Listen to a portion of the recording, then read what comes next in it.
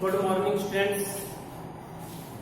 इससे next video में हमने केंद्रीय तंत्रिका तंत्र और केंद्रीय तंत्रिका तंत्र में मस्तिष्क और मेरुरज्जु का अध्ययन हम कर चुके हैं।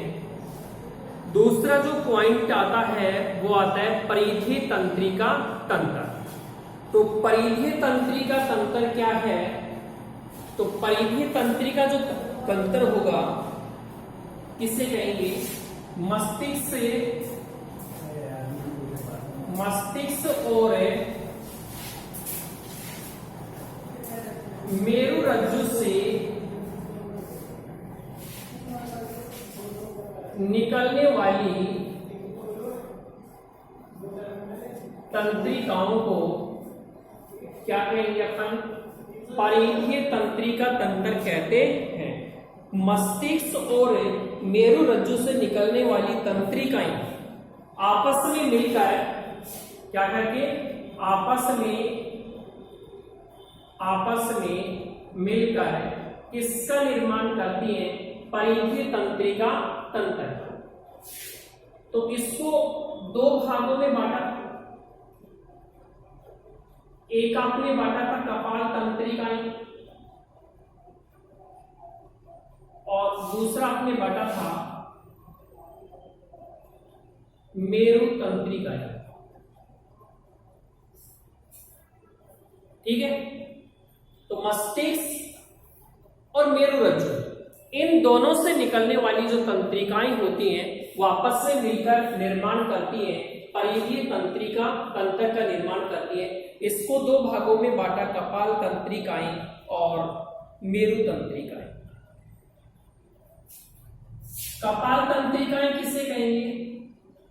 मस्तिष्क से निकलने वाली तंत्रिकाओं को, मस्तिष्क से निकलने वाली तंत्रिकाओं को क्या कहेंगे? कपाल तंत्रिकाएं। और मनुष्य में 12 जोड़ी कपाल तंत्रिकाएं पाई जाती हैं। कार्य के आधार पर तंत्रिकाओं को 3 भागों में बांटा गया है। 3 भाग कौन कौन सी हैं? संवेदी तंत्रिकाएं,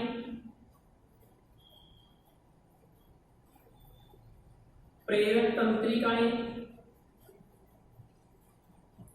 और मिश्रित तंत्रिकाएं। ठीक है, तो कपाल तंत्रिकाएं किसे कहेंगे? मस्तिष्क से निकलने वाली तंत्रिकाओं को कपाल तंत्रिकाएं कहते हैं। मनुष्य में कितनी जोड़ी कपाल तंत्रिकाएं पाई जाती हैं? 12 जोड़ी कपाल तंत्रिकाएं पाई जाती है। कार्य के आधार पर तंत्रिकाएं कितनी होती है? 3 संवेदी तंत्रिकाएं। ये संवेदी तंत्रिकाएं क्या काम करती है? सूचना को मस्तिष्क तक ले जाती है। कितनी जोड़ी होती है? 3 जोड़ी पाई जाती है संवेदी तंत्रिका। ये क्या काम करती है? सूचनाओं को मस्तिष्क से वापस अंगों तक लाने का कार्य करती है। और ये कितनी जोड़ी होगी? ये 5 जोड़ी पाएगी।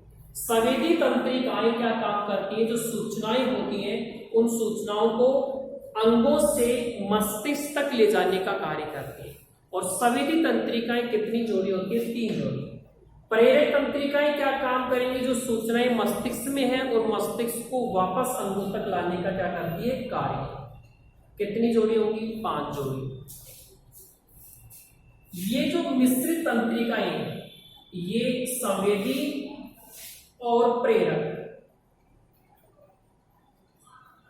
दोनों का क्या करती है? कार्य करती है। कितनी जोड़ी होगी? 5 और 3 8, 12 में से घटा दो, कितनी जोड़ी बची? 4 जोड़ी। ठीक है, उसके बाद में आती है मेरु तंत्रिकाएं। मेरु तंत्रिकाएं किसे कहेंगे? मेरुरज्जु से निकलने वाली तंत्रिकाएं, मेरु रज्जु से निकलने वाली तंत्रिकाएं क्या कहलाती है? मेरु तंत्रिका। कितनी जोड़ी पाई जाती है? 31 जोड़ी पाई जाती है। 31 जोड़ी कौन कौन सी होंगी? मेरु तंत्रिकाएं देखो 31 जोड़ी।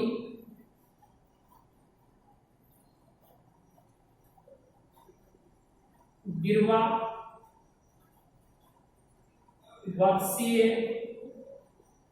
कटी, त्रिक और पुच्छ, ये 8 जोड़ी होगी। 12 जोड़ी, 5 जोड़ी, ये भी 5 जोड़ी होगी और ये कितनी होगी? 1 जोड़ी होगी। टोटल कितनी होगी? 12 8 20 25 30 और 31। तो मनुष्य में टोटल कितनी मेरु तंत्रिकाएं पाई जाती है? 31 जोड़ी। गिरवा, वक्ष्य, कटी, त्रिक, पुच्छ, जिसमें गिरवा 8 जोड़ी होंगी, वक्ष्य 12 जोड़ी होंगी, कटी 5 जोड़ी, त्रिक 5 जोड़ी और पुच्छ भी कितनी? 1 जोड़ी। टोटल कितनी हो गई? 31 जोड़ी। अगर आपसे पूछ लिया जाए खरगोश, खरगोश में कितनी मेरु तंत्रिकाएं पाई जाती हैं? तो खरगोश में जो मेरु तंत्रिकाएं होंगी वो कितनी होती है? खरगोश में मेरु तंत्रिकाएं कितनी जोड़ी पाई जाती है? कितनी? खरगोश में कितनी पाई जाएगी? 37 जोड़ी पाई जाती है।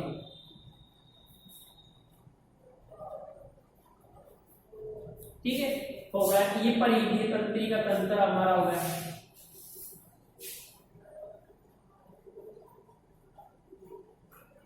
अगला हम देखते हैं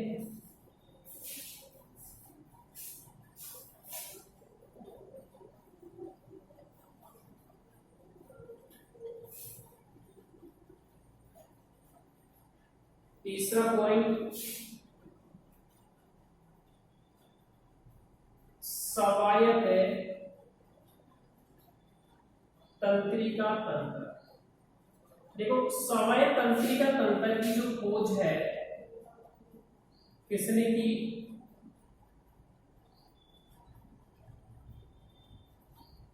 इस लेंगले नामक वैज्ञानिक ने की। स्वायत्त तंत्रिका जो तंत्र है, उस स्वायत्त तंत्रिका तंत्र की खोज किसने की? लेंगले नामक वैज्ञानिक ने की। स्वायत्त तंत्रिका तंत्र क्या काम करेगा? हमारे शरीर में पाई जाने वाली समस्त कैसी क्रियाओं पर? अनैच्छिक क्रियाओं पर क्या रखता है? नियंत्रण रखता है। ठीक है। स्वायत्त तंत्रिका तंत्र की जो खोज होती है वो किसी ने की? लेंगले नामक वैज्ञानिक ने। और ये हमारे शरीर में पाई जाने वाली जितनी भी अनैच्छिक क्रियाएं होती हैं उन सभी पर क्या रखता है? नियंत्रण रखता है। इसको 2 भागों में बांटा गया है। एक भाग कौन सा है? अनुकंपी स्वायत्त तंत्रिका तंत्र, और दूसरा भाग है प्राणुकंपी स्वायत्त तंत्रिका तंत्र। ये जो अनुकंपी होता है ये भय, कष्ट, तनाव, क्रोध, ये अनुकंपी है। भय, कष्ट, तनाव, क्रोध, इनकी स्थिति में क्या रहता है? सक्रिय रहता है। जबकि बचा कौन सा? प्राणुकंपी। यह सुख, ये जो प्राणुकंपी होता है, सुख, संतुष्टि, प्रशंसा आदि की स्थिति में क्या रहता है? ये सक्रिय रहता है। अगर अनुकंपी और प्राणुकंपी के कार्य देखें तो ये दोनों कौन कौन से? एक अनुकंपी और दूसरा कौन सा? प्राणुकंपी। ये दोनों एक दूसरे के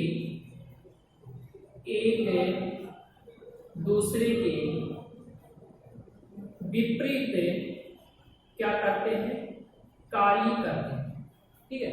अनुकंपी भय, कष्ट, तनाव, क्रोध आदि की स्थिति में सक्रिय रहता है। और प्राणुकंपी कब सक्रिय रहेगा? सुख है, संतुष्टि है, प्रशंसा है आदि की स्थिति में सक्रिय रहता है।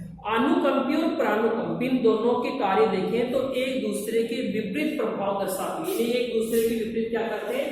कार्य करते हैं। जैसे अपन देखते हैं कैसे कार्य करेंगे। एक तरफ अपन लिख लेते हैं अनुकंपी,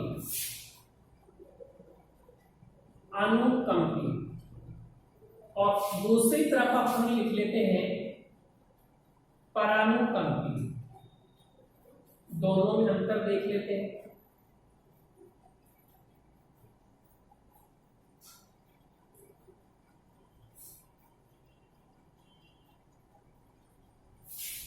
क्रम से यहां पर संख्या डालेंगे। नंबर 1 आता है जो अनुकंपी होता है, ये नेत्र की पुतली को फैलाता है।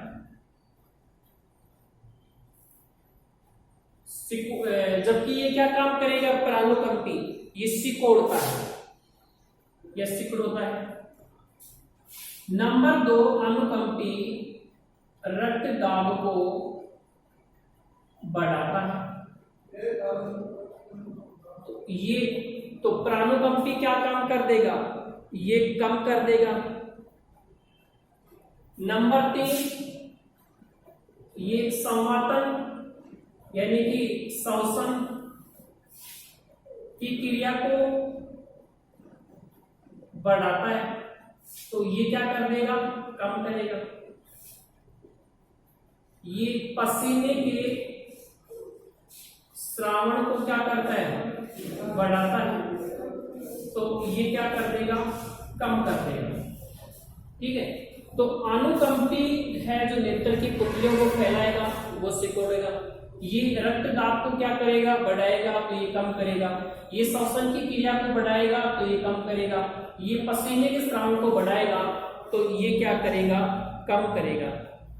अगला बोल देते हैं, ये रक्त में शर्करा की मात्रा को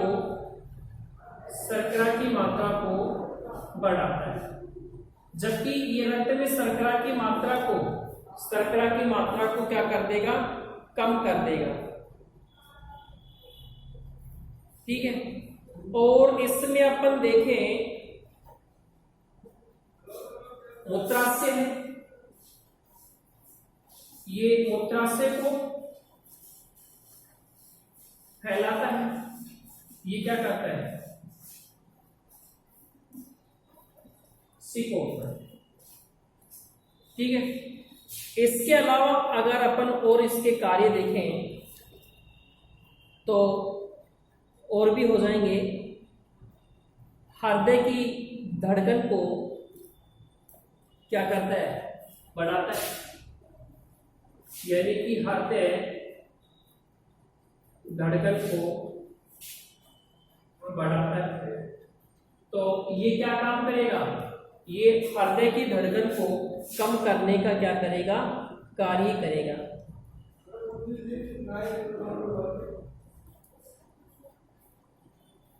इसके अलावा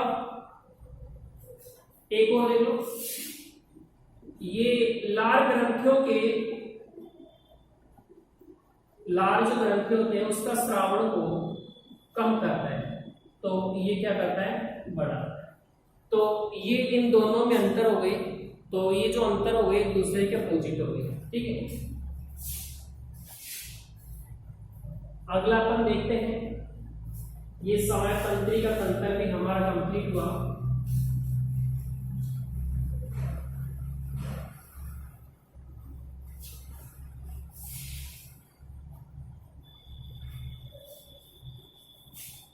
अगला जो पॉइंट आता है वो आता है पैर मस्तिष्क से मेरु द्रव। देखो आपने 3 झिल्लियां पढ़ी, ड्यूरामीटर है, एरिकनोइड है और पायामीटर है। ठीक है, तो ड्यूरामीटर और पायरोमीटर इन दोनों के मध्य लस्सिका के समान क्षारीय द्रव भरा होता है। ठीक है, इन दोनों में क्या भरा होता है? क्षारीय द्रव। प्रमस्तिष्क मेरु द्रव क्या है? यानी मैंने आपको मस्तिष्क में 3 झिल्लियां पढ़ाई थी, ड्यूरामीटर, एरेक्नोइड और पायरोमीटर। तो ड्यूरामीटर इन दोनों के मध्य भी भरा होता है, इन दोनों के मध्य भी नहीं। तो इनकी झिल्लियों के मध्य एक लस्सिका के समान एक द्रव भरा होता है। उस लस्सिका के समान द्रव को अपन क्या कहते हैं? प्रमस्तिष्क मेरु द्रव कहते हैं। ठीक है, क्या कहेंगे? ड्यूरामीटर और पायरोमीटर, एरेक्नोइड इन झिल्लियों के मध्य एक लस्सिका के समान एक द्रव भरा होता है। उस द्रव को अपन क्या कहेंगे? प्रमस्तिष्क मेरु द्रव कहते हैं। इस प्रमस्तिष्क मेरु द्रव में क्या पाया जाएगा? प्रोटीन पाया जाएगा, ग्लूकोज पाया जाएगा, यूरिया होगा, यूरिक अम्ल पाया जाएगा, कैल्शियम, सोडियम, पोटेशियम के बाई कार्बोनेट, फॉस्फेट, सल्फेट के लवण उपस्थित होते हैं। ठीक है, यानी कि प्रमस्तिष्क मेरु द्रव में क्या क्या पाया जाएगा? प्रोटीन है, ग्लूकोज है, यूरिया है, यूरिक अम्ल, sodium, potassium, calcium, sodium, potassium के बाइकार्बोनेट, सल्फेट, फॉस्फेट के लवण उपस्थित होते हैं। ये जो प्रमस्तिष्क मेरु द्रव है, ये आगे से पीछे की ओर, आगे से पीछे की ओर बहता है। ठीक है, ये इंपॉर्टेंट है। जो प्रमस्तिष्क मेरु द्रव होगा वो किधर बहेगा? प्रमस्तिष्क मेरु द्रव बहेगा आगे से पीछे की ओर बहता है। अगर अपन बात करें एक स्वस्थ मनुष्य की, तो एक स्वस्थ मनुष्य में, कैसे मनुष्य में? स्वस्थ मनुष्य में प्रमस्तिष्क मेरु द्रव की जो मात्रा होगी वो कितनी होगी? 150 ml होती है। ठीक है, प्रमस्तिष्क मेरु द्रव आगे से पीछे की ओर बहता है और एक स्वस्थ मनुष्य में प्रमस्तिष्क मेरु द्रव की मात्रा कितनी होगी? 150 ml होगी। अब इसके अपन कार्य देखें।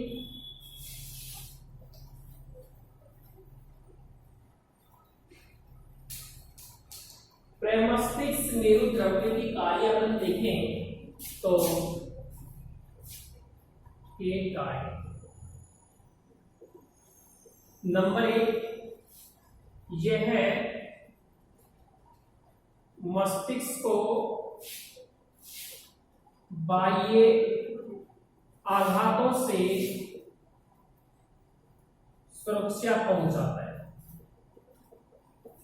यह मस्तिष्क को बाह्य आघातों से सुरक्षा पहुंचाएगा। नंबर 2, मस्तिष्क को नम बनाए रखता है और सूखने से बचाता है। ये जिसका कार्य होगा, यानी कि मस्तिष्क को बाह्य आघातों से बचाए रखने का कार्य करेगा। प्रमस्तिष्क मेरु द्रव मस्तिष्क को नम बनाएगा, उसको सूखने से बचाएगा। प्रमस्तिष्क मेरु द्रव में मस्तिष्क के निदान में सहायक होता है, यानी कि इसकी सहायता से मस्तिष्क के रोगों का पता लगाया जा सकता है। नंबर 4, यदि मस्तिष्क में प्रमस्तिष्क से मेरु द्रव की मात्रा क्या हो जाए? ज्यादा हो जाए, यदि मस्तिष्क में प्रमस्तिष्क मेरुद्रव की मात्रा बढ़ जाए तो कौन सा रोग हो जाएगा? मस्तिष्कावरण शोधित रोग हो जाता है। ठीक है, यदि मस्तिष्क में प्रमस्तिष्क मेरुद्रव की जो मात्रा बढ़ जाती है तो कौन सा रोग हो जाता है? तो रोग हो जाएगा कौन सा? मस्तिष्क का आवरण शोध रोग हो जाता है। और पांचवा पॉइंट ये है कि ये मस्तिष्क और जो रुधिर होता है, कौन कौन सा? मस्तिष्क और कौन सा? रुधिर। इन दोनों के बीच में पोषक पदार्थों के संवहन में और गैसों के आदान प्रदान में क्या करता है? सहायता। जो प्रमस्तिष्क मेरुद्रव होता है वो क्या काम करेगा? यानी कि मस्तिष्क और रुधिर इनमें क्या करेगा? पोषक पदार्थों के आदान प्रदान में सहायता करेगा और गैसों के आदान प्रदान में क्या करेगा? सहायता करेगा। तो ये प्रमस्तिष्क मेरुद्रव के क्या हुए? कार्य हो गए।